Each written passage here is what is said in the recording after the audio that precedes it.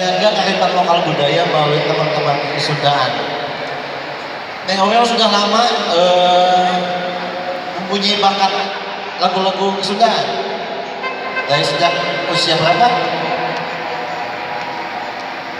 Usia 6 bulan. Luar biasa. 6 bulan saja sudah bisa membawakan lagu Sunda. Apalagi sudah dewasa ya. Oke, sekali lagi sambil berkunjung di arena Pesta Pakau ini, Neng Aurel ini akan membawakan lagu Sino.